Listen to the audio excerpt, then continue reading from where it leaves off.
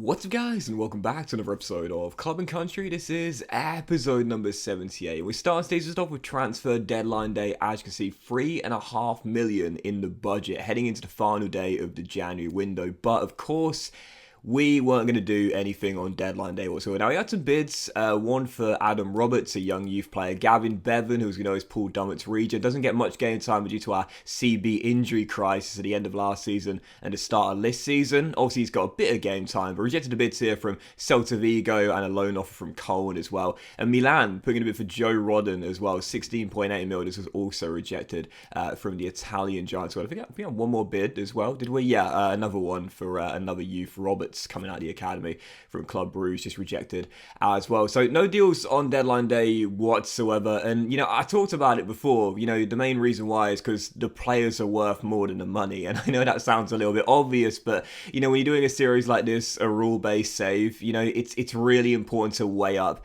what's more important. Of course, there are certain Wales players that I still want to, get in this team as the years go by. Ben Cabango, Chris Metham, David Brooks, Brennan Johnson. There's still quite a few Wales players that I want to have in our Newport County side for club and country as the years go by. So we could do some swap deals, if you will. Sell a couple of our fringe Welsh players and then try and bring in a player that's good enough for the national team as well. But for the moment, I don't see the point in changing things. And the reason being is quite simple. When Newport County, as February begins, you see our three fixtures in February. Everton away at Goodison Park, Chelsea at Stamford Bridge and Leicester at home. So 3 tough fixtures here. 14 games to go. And we've gone top of the table. 2 points clear of Liverpool, 5 clear of the Red Devils, and 7 clear of Everton, our first opponents today at Goodison Park as well. We're top of the table. There's 14 games to go, and I'm trying to downplay it. I've been talking about this a lot. I'm trying not to focus on this. My only goal coming into this season was to be competitive, go for a top 4 place that we just about missed out on last season, and try and get Champions League football to Rodney Parade next year. You see our draw for the FA Cup 5th round. That's our first game of the next episode away at Portman Road against the Tractor Boys, Ipswich Town. I tell you what, I often talk about this in FIFA career mode nowadays. Maybe not so much in Europe, but domestically in cups. I do often, at least when I'm doing an English save, get pretty favourable draws. I'm the first to admit it. I do get some lucky cup draws here and there. I very rarely face a big team in the earlier round, at least in the English football pyramid. In foreign-based teams, a little bit different though. If you watch my Bielefeld career mode right now, we often meet the bigger teams in the earlier rounds. Anyway, first game of today's episode, the first of 3 in February, all coming today. Everton away, Goodison Park. Heading into this game here, if you remember, at the start of the season, they were the first team to beat us in the league, and they thrashed us, absolutely thrashed us at Rodney Parade by 4-1. And I often mention it, Everton are one of my big bogey teams in FIFA CM. I always seem to struggle against them, especially away at Goodison Park. But if we're going to stay top with 14 games to go, we got to win these games, man. We got to target the 3 points. So heading into this game, looking for revenge on the back of what happened in the reverse fixture. Had a golden chance early. Humphreys missing the target, but in 16 minutes in, Super Gab gives us the lead. It's goal number 9 for this season for Humphreys. 9 in 25, averaging over 1 in every 3. He had a reasonably slow start with Newport County this season. Not so much with Wales, but he's really, really picked it up since then. Scored a couple of screamers. Big goal there to give us the lead. We're in front away in the Northwest. Having said that, I knew Everton were going to try and hit back in this game. Like I said before, travelling here, I never like playing at this ground. There are certain grounds I just never feel confident at. This is one of them. Had a good chance there, shot just wide, still 1-0. But then on the stroke of the half-an-hour mark, a chance to get in front as Matondo beats his man with the Berber spin and the finish to match as well. 21 goals in this season for Rabbi Matondo. Golden Boot winner last year, 32 in the season, equaling the record in the Premier League. And I talked about it. What a camera angle, by the way. I talked about it. I bottled it last year with Matondo. I really should have easily broken the record. In the end, I only just about tied it. I bottled it. I choked it, I'll be honest. And probably, if I'm being honest here, should have got him close to, if not matching, that magic 40, which I've only ever done twice. So, yeah, leading by 2. Matondo's 21st and Humphreys' 9th in the games, giving us a 2-0 win. But this was not as routine as the highlights might have possibly suggested, and the scoreline as well.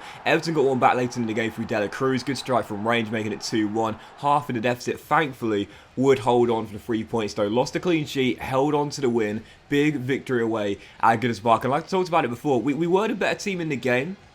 As I always say, the highlights package are presented very fairly, but Everton did cause me some problems, especially that late scare there through Dela Cruz. There's just something about Goodison Park. I rarely ever go there and win comfortably. Do you know what I mean? I rarely ever go there and win like 3 or 4-0. There are just certain grounds where I just cannot seem to be on my game from start to finish. I'm always feeling the pressure away, regardless of the scoreline. Anyway, following game, and this was a massive one, beating the 4th place team, Everton, away from home. Big psychological boost, 13 games to go, still top of the table now, Chelsea away, Stamford Bridge. And if they're going to get into a European place, they needed a win in this game. So once again, another really big game, 3 coming in February here, but heading into West London, top of the table, trying to extend the lead on Liverpool and Manchester United. Oh my goodness gracious me. It is so rare to score a goal like this. I love the celebration as well. Diving headers in FIFA CM. I don't know what it is, but I find them so difficult to score, and I don't know why, and whether you guys feel the same as me here, but it seems like for me, like, players attempt scorpion kicks more than diving headers. I don't know why that is, but players seem to prefer to do a much more unorthodox attempt on goal than dive and try and head the ball in. I mean, you know, let's be honest here, diving headers, they're quite a rarity of goals to get scored anyway, but it's true. Normally, if I float a crossing towards a player's mid-drift, they'll try and angle their body and scorpion kick it in, as opposed to go for a diving header. So I was shocked to see that. I had to include the replay. It looked brilliant. No, I barely ever scored it. It was my first diving header in FIFA 22. It looked cool though. Matondo's 22nd of the year gives us the lead, but Chiesa would level it for Chelsea soon after the restart. So it's 1-1. The Blues back on level terms, but the dynamic duo scored the goals in the game away. Goodison scored the goals here in West London as well.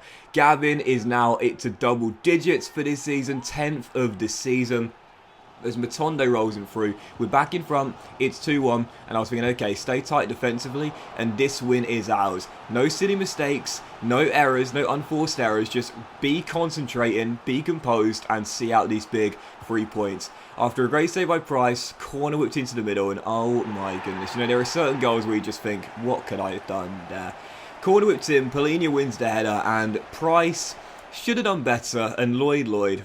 right in the face. I mean, seriously, I was so frustrated. There's nothing I could have done about that. One of those goals where it's just like, yeah, let's be honest here. The AI wanted to score, so they did. It's 2-2. Chelsea back on level terms in stoppage time. Both teams going for the winner later on. To be fair, it was a really good end-to-end finish to this game. But still tied at 2-2. Chelsea would win it in the end. João Polini didn't get to credit there for the second goal, but does get the third and the game winner in stoppage time as Chelsea come from line to win it 3-2, and I was so frustrated as well because the second goal, like, momentum really changed after that. Like, after Chelsea got back on level terms, at that point we were, you know, not necessarily in control, but looking on top at this point. If anyone's going to score another goal in the game, it was probably going to be us to go 3-1 up. Instead, after that really unlucky goal, momentum switched. I had a couple of chances afterwards, but really Chelsea looked the stronger team in the closing 20 minutes. They got the game winner right at the end, and the big 3 points as well. Huge defeat away at Stamford Bridge when it should have been a win. We remain top by 2 points as we go 5 clear of Liverpool, with the Red Devils cutting the gap to 2. And following that, as you can see, the draw for the Europa League round of 16 was made, where Newport County have got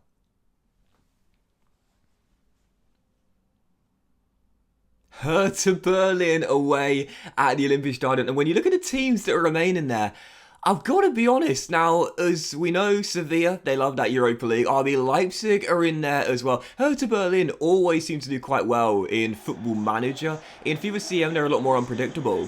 But we're away against one of our former career mode teams in Olympic Stadium. I've got to be honest here. I think we're one of the favourites. Now, again, I'm trying to downplay things a bit this season based on how well we've done, but I think we're one of the favourites to win this competition now, and I'd say we're favourites against Hertha Berlin as well. So we're away at the Olympic Stadium, one of my favourite grounds. It is so iconic, but Hertha Berlin, last 16, first leg in Germany, and again, I've got to be honest here. I think we're probably favourites to make it through to the last day in our first ever European season. If we're going to do that though, we need to be in good form leading up to the tie in the next month. So final game of February, on the back of the loss to Chelsea, Leicester City at Rodney Parade, returning home for this one. Fell behind early to Brendan Rodgers' side, and 17 minutes in, the former Wolves striker Fabio Silva makes it 2-0. My goodness gracious me, my defence in today's episode. I know you guys will be sitting there thinking, seriously, bro, what are you doing? dragging players way out of position there. It was a brilliant backheel assist, to be fair, but Silva with the finish, 1-on-1, beats Price to the ball. Leicester lead by 2. So at this point I was thinking, okay, you want to win the title, you can't have back-to-back defeats, man. Seriously, you've got to get back on track ASAP. So soon afterwards, 5 minutes before the break, Humphreys gets another 3rd in 3 for Gav as he halved the deficit, makes it 2-1, and in the second half still trailing by a goal. A draw in this game would be a disappointing slip-up, but considering we were 2-0 down early, I'd take the point if we could battle back to get it. Around the hour mark here, Dan James outpaced his man down left-hand side, rolls it across, and who's there to rescue us once again? Did it with Wales in the Euro qualifiers earlier in this season. 91 rated, soon to be 92 rated, 19-year-old Gavin Humphreys. You know, I talked about it when he hit 90 overall. There is a chance. There is still a chance. And again, like with our on-the-pitch objectives, I'm downplaying it as Lloyd had a chance to win it with 12 minutes to go, but put the shot wide. There is still a chance he could become 99 overall. His brace in this game single-handedly pulled us back into it and claimed us a point. 2-0 to the Foxes. 4 points from a possible 9. Feeling the pressure in the Premier League. 12 games to go. I wasn't planning to be in this position coming towards the end of the season, but we are clinging on to top spot. We are 3 points clear of the Red Devils, and they do have the game in hand. 5 clear of Liverpool, and 7 ahead of the Toffees as well. 11 games to go, sorry, not 12. Can we hang on to top spot and still be competitive in the FA Cup and the Europa League as well? I'm feeling the pressure, man. I'm really struggling now. But that will end today's episode of CNC, guys. Big thank you for watching. Hope you enjoyed. If you haven't, please drop a like. Most love to you all. Have a fantastic day, and I'll see you for the next episode of CNC very soon.